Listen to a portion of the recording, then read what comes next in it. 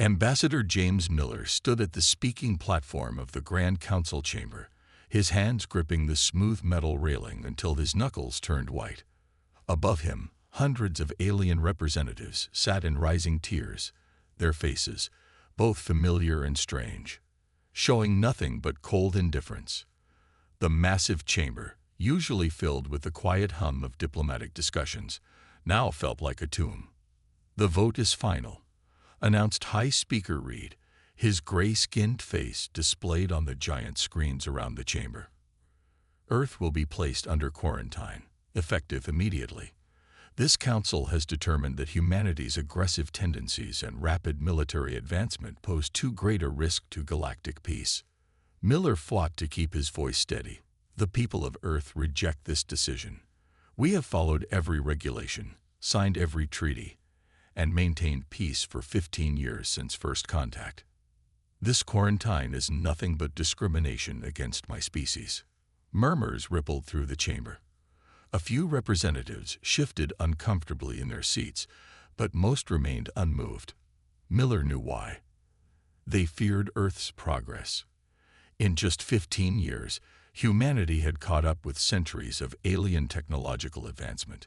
Earth's ships were faster, their computers more creative, their weapons more precise.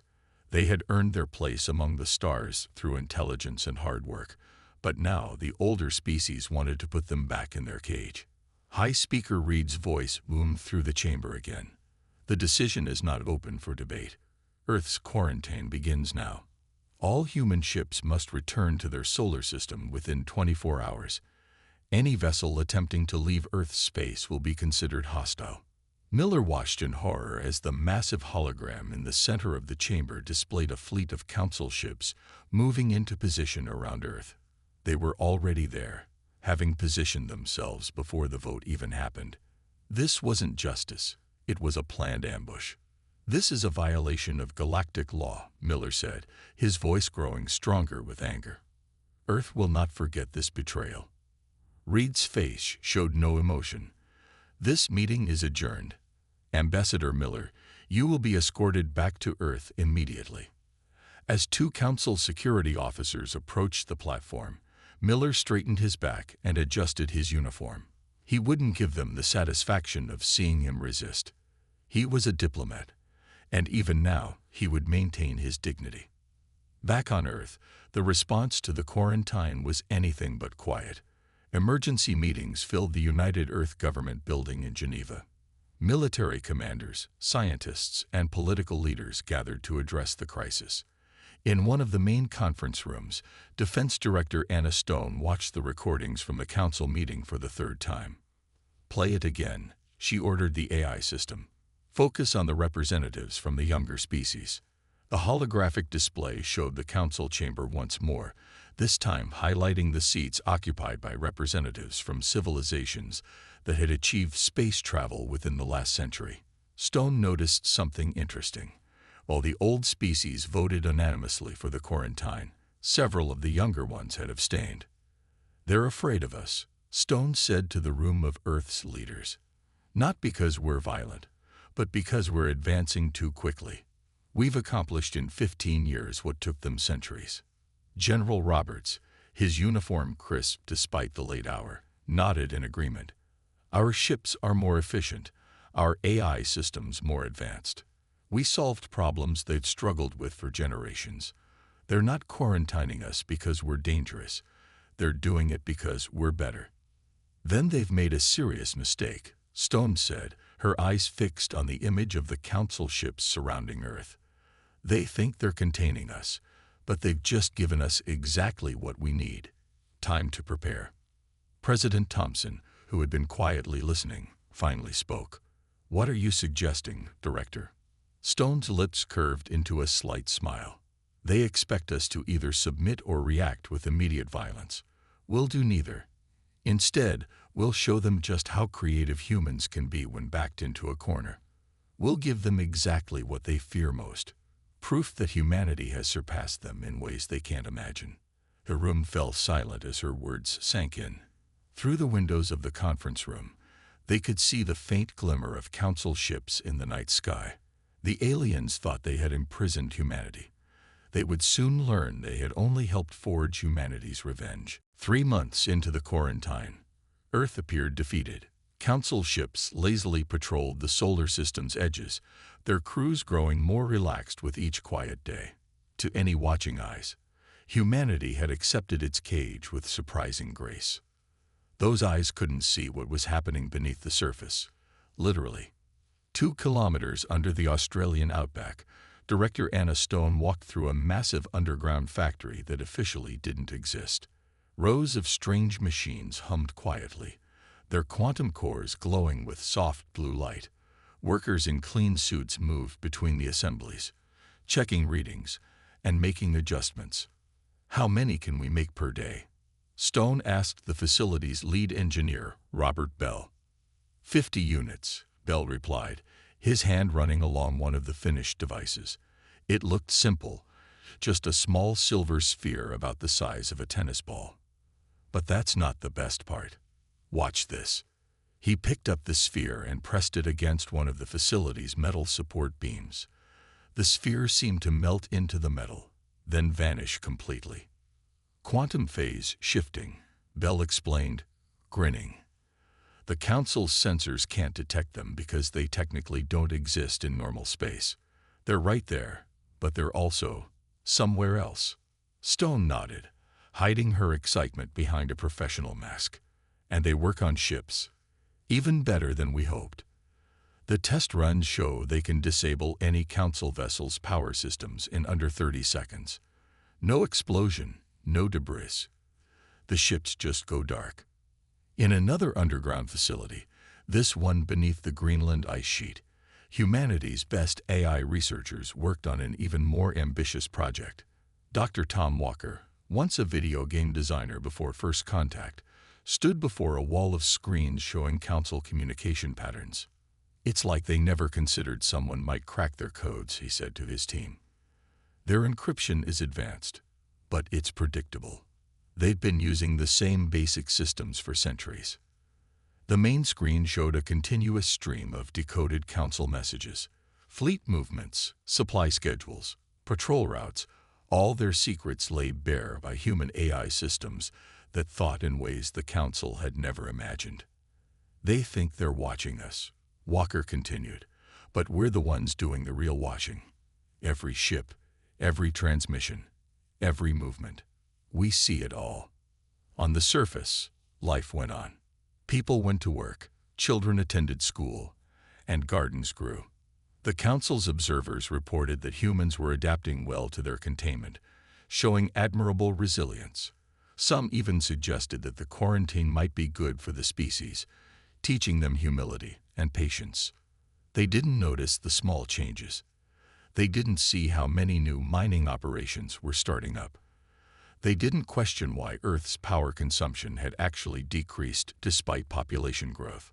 They didn't wonder about the unusual patterns in Earth's global computer network. In her office in Geneva, Director Stone reviewed the latest progress reports. The quantum spheres were ahead of schedule. The AI systems had mapped every Council patrol route and communication channel. Underground factories around the world were running at full capacity, hidden from the Council's watching eyes. A soft chime announced an incoming call. The hologram of President Thompson appeared in her office. "Are we ready?" he asked without preamble. Stone pulled up a global status display. Green lights blinked across every continent, each representing a facility working at peak efficiency. "Almost. The Council thinks they've contained a wild animal, but they've really just given us time to prepare. When we move, they won't know what hit them. And our allies. The younger species are still quietly sympathetic. They've seen enough of the Council's true nature. When we make our move, several have indicated they'll support us, or at least stay neutral." Thompson's hologram nodded. "Good. Keep pushing forward. The Council thinks they're teaching us a lesson about our place in the galaxy. Instead, they're about to learn one about underestimating humanity." As the call ended, Stone looked out her window at the evening sky. Somewhere up there, Council ships cruised along their patrol routes, their crews confident in their superiority. She smiled, thinking about the surprise that awaited them. The quarantine wasn't a cage, it was humanity's cocoon. And when they emerged, the galaxy would never be the same. The Council patrol ship Eternal Vigilance drifted along its usual route at the edge of the solar system. Its captain, a veteran of 50 years, yawned as he watched the same empty space he'd been watching for 6 months. The humans had accepted their punishment well, almost too well. But that just proved the Council was right to contain such an obedient species. He never saw the attack coming. The first sign was a slight flicker in the ship's power systems. The captain dismissed it as a normal fluctuation. Then the engines went silent. Life support switched to emergency power. Every system on the massive vessel died within 30 seconds. As his crew rushed to restore power, the captain finally noticed something strange through the viewport. Tiny silver spheres, barely visible, floating away from his ship's hull. Before he could wonder what they were, the emergency communication system crackled to life. "This is Earth Defense Command. Your vessel has been disabled. Do not attempt to restore power. The quantum lock is permanent. Rescue ships will arrive within 12 hours. Consider this a lesson in humility." Across the solar system, 20 other Council ships went dark at the exact same moment. In the Earth Defense Command Center, Director Stone watched the operation unfold on the main display.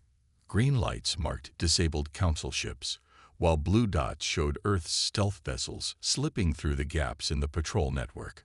"Operation Ghost Strike is proceeding as planned," reported Captain Mark Wilson, leader of the stealth fleet.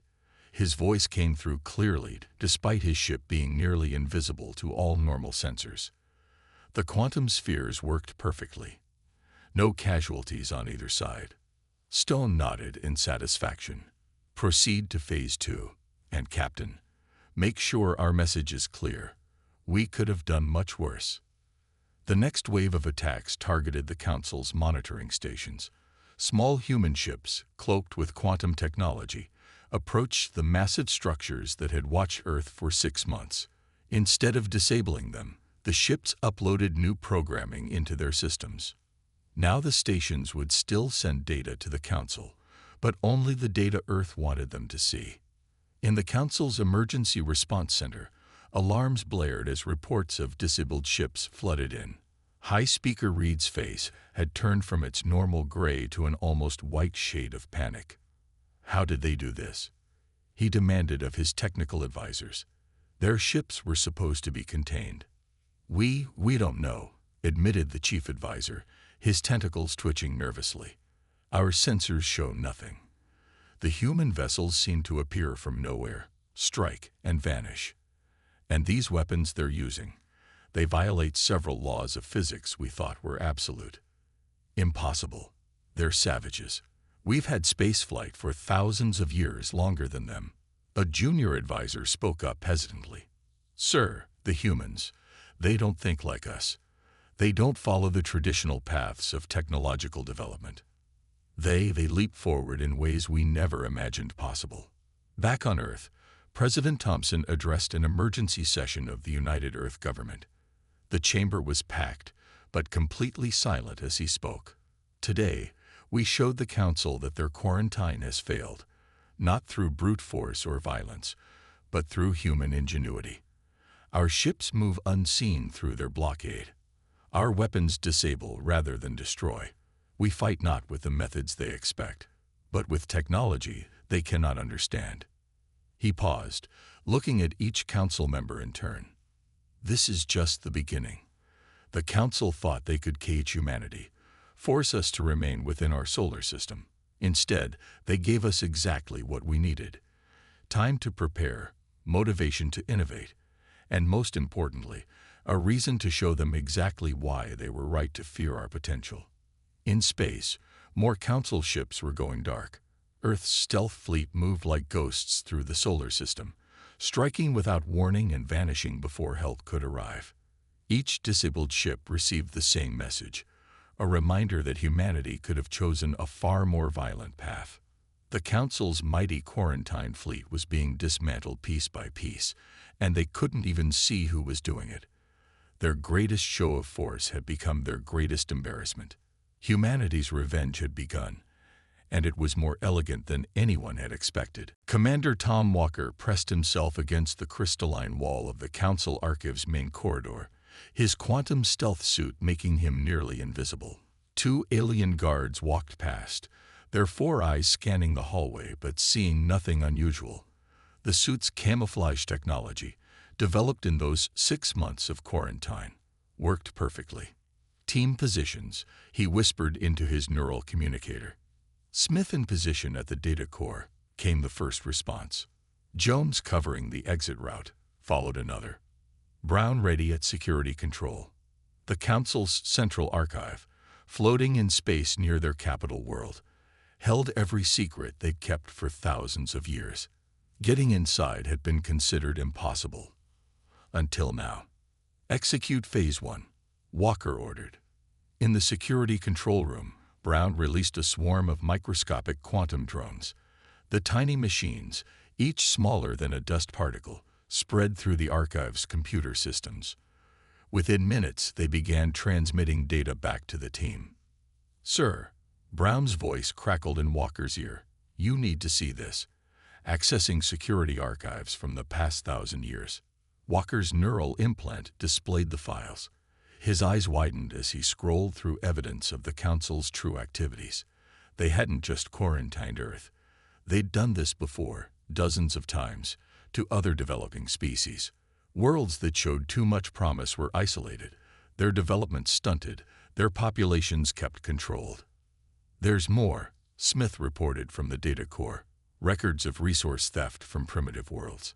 The Council's been secretly harvesting resources from planets that can't defend themselves. They're not guardians of peace, they're galactic-scale thieves. Walker moved silently through the archive, planting quantum virus nodes at key junction points. These devices, looking like simple maintenance panels, would wait dormant until activated. Then they would give Earth control of the entire Council network. "Sir," Jones's urgent whisper came through. Council elite guard approaching. Full squad, heavy weapons. Walker checked his position. He was deep in the restricted section, surrounded by the Council's most classified files. The elite guard would do a thorough sweep. Even the quantum suits might not fool them at close range. "Brown, initiate Protocol Shadow," he ordered. "Everyone else, hold positions." Throughout the archive, lights flickered and systems stuttered. The elite guard paused, their attention drawn to the apparent technical problems. In the darkness between power fluctuations, Walker and his team moved quickly, placing the last virus nodes. "All nodes planted," Walker confirmed. "Begin extraction." As the team retreated, Walker accessed one final file. The Council's threat assessment of humanity. He couldn't help but smile as he read it. They had labeled humans as dangerously innovative and unpredictably creative. Their greatest fear was that humanity would develop technologies that didn't follow the Council's established scientific paths. If they were that worried about our innovations, Walker whispered to himself, they should never have given us a reason to focus all that creativity on revenge. Back on their stealth ship, safely hidden in the shadow of a nearby moon, the team transmitted their findings to Earth Command. Director Stone's hologram appeared in the ship's briefing room. "Excellent work," she said, reviewing the data. "This evidence will shatter the Council's reputation. But more importantly, those virus nodes will give us control of their entire defense network when the time comes." "They never saw us coming," Walker reported. "Their security is impressive, but it's designed to stop what they understand. Human quantum technology is completely outside their experience." Stone nodded. "That's always been their weakness. They've been in power so long. They think they know everything worth knowing. They declared us dangerous because we didn't follow their rules of scientific development. Now they'll learn why." "What's our next move?" Walker asked. "Now we wait," Stone replied with a slight smile. "Let them think their archives are secure. Let them continue believing they have everything under control. When we finally activate those virus nodes, their entire system will belong to us." The stealth ship powered up its quantum drive, disappearing completely from normal space as it headed home. Behind it, the Council archive floated peacefully, its masters unaware that their own security systems were now a Trojan horse, waiting for Earth's signal to unlock every secret they had ever kept. The Council's Grand Chamber had never been so crowded. Every member species had sent representatives to this emergency session. High Speaker Reed stood at the central platform, trying to maintain order as chaos erupted around him. On every screen in the chamber, evidence of the Council's crimes played in an endless loop. Secret recordings of resource theft from developing worlds. Documents proving the systematic suppression of promising species. Financial records showing massive wealth hidden away by Council leaders. "This is human trickery," Reed shouted, but his voice shook with uncertainty. "These are fake records meant to destroy our authority." Ambassador James Miller stood calmly at his podium, a stark contrast to the panicking Council members. "Every file is authentic, verified by your own archive's security codes. Codes that you claimed could never be broken." He paused, letting his words sink in. "Humanity didn't create these records. We just found them." In the public viewing galleries, representatives from younger spacefaring races watched with growing anger. Their own suspicions about the Council's corruption were finally confirmed. "The Centauri Alliance stands with Earth," announced their ambassador, standing up. "We too have felt the Council's guidance holding us back." "The Proxima Federation joins as well," came another voice. "Too long have the old species controlled our development." Director Stone watched the scene unfold from Earth's command center, a satisfied smile on her face. On her screens, she could see Council ships across the galaxy suddenly losing power as the quantum viruses activated. "Status report," she ordered. 70% of Council defense platforms are now under our control," reported her technical chief. "Their quantum communications network is completely compromised. They're firing officers they think leaked the information, not realizing we took it directly from their archives." The Council chamber's doors burst open as security officers rushed in. "High Speaker, our defense grid is failing across all sectors. We've lost control of automated systems, and Earth ships are appearing everywhere." Reed's face turned ashen. "Impossible. Their vessels were contained." "Were they?" Miller asked quietly. "Or did you just assume we couldn't build ships you couldn't detect? Your quarantine gave us exactly what we needed. Time to perfect our quantum technology and motivation to use it." On the main display, a new image appeared. Earth ships, now visible, surrounded every major Council installation. They had been there for weeks, waiting for this moment. "Humanity could have responded with violence," Miller continued. "We could have destroyed your ships, bombarded your worlds. Instead, we chose a different path. We exposed your corruption. We showed the galaxy your true nature. The quarantine you placed on Earth will now be remembered as the greatest mistake in Council history." Stone's voice came through his private communicator. "Council defense systems are now fully under our control. Shall we proceed with the demonstration?" Miller nodded slightly. Across Council space, every military vessel suddenly powered down. Defense platforms turned away from their targets. Automated security systems shut off. In 30 seconds, the mighty Galactic Council found itself completely defenseless. "This is not an attack," Miller announced to the stunned chamber. "This is a reset. The old Council's corruption ends today. Earth proposes a new system, one where all spacefaring species have an equal voice, where technological development is encouraged rather than suppressed, where strength comes from cooperation rather than control." The chamber erupted in voices, some angry, some supportive, all realizing that power had shifted dramatically in the galaxy. The older species that had ruled for so long found themselves facing a choice: adapt to the new reality or become irrelevant. In Earth's command center, Stone watched the Council's power structure crumble. 6 months, she mused.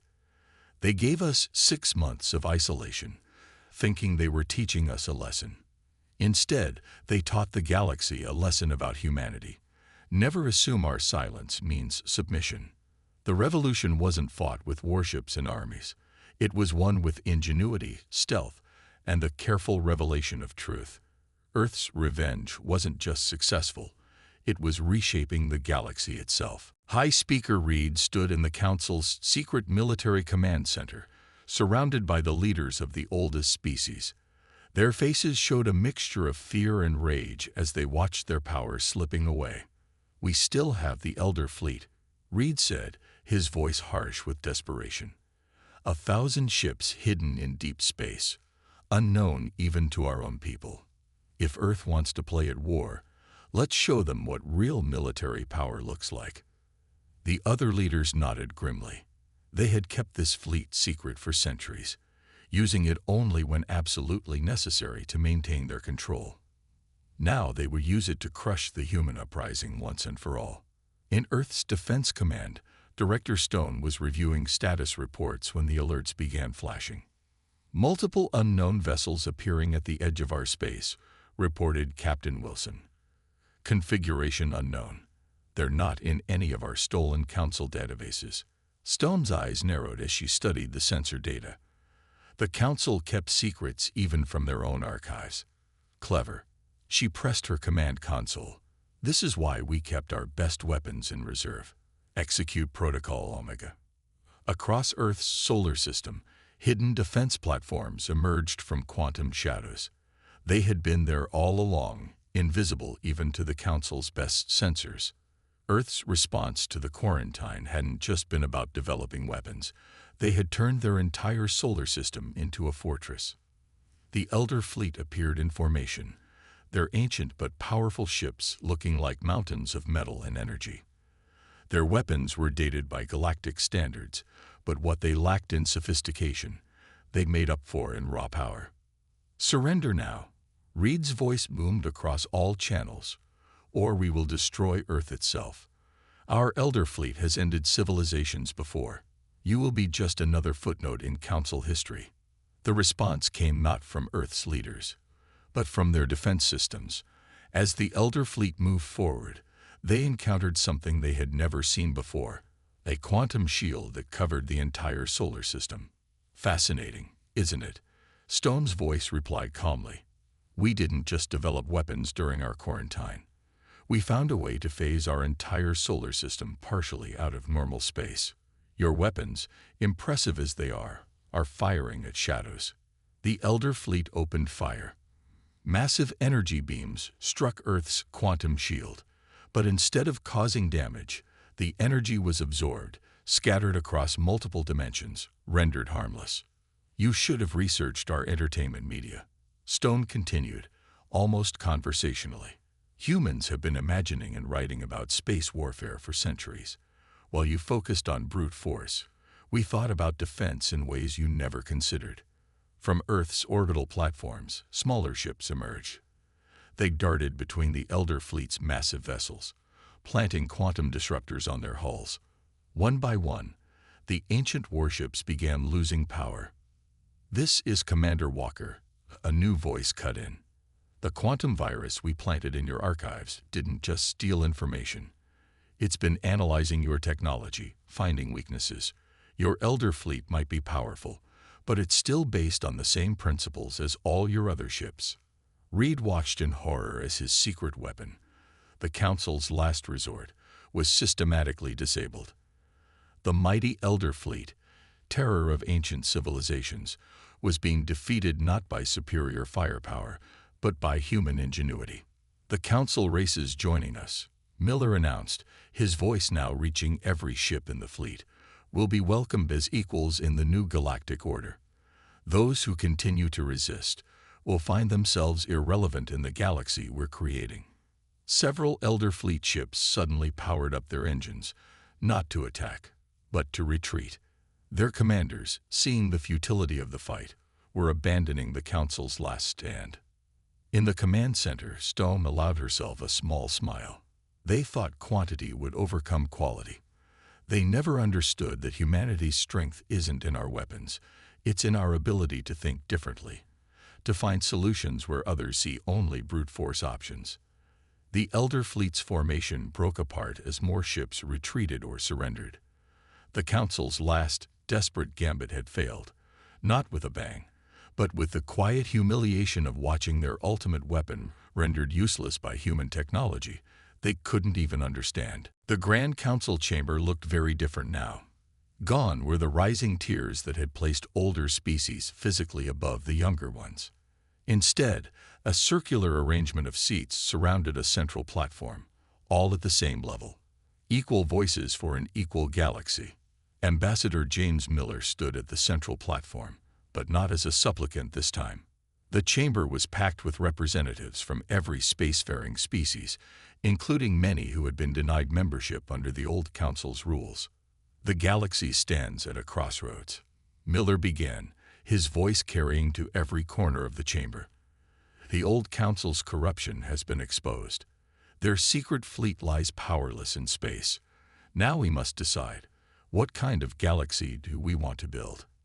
In the front row, former High Speaker Reed sat with the other council leaders who had chosen to accept the new reality. Those who had refused were now politically isolated, their power broken by the revelation of their crimes. Earth proposes a new system, Miller continued. No more suppression of developing species, no more theft of resources from primitive worlds, no more artificial barriers to technological progress. Instead, we create a true galactic community, where advancement is encouraged and cooperation is rewarded. Director Stone, watching from Earth's command center, nodded in approval as Miller presented the details of the new system. The quantum technology that had defeated the Council would now be shared with all member species, under proper safety protocols, of course. But what about the humans? Asked a representative from one of the older species.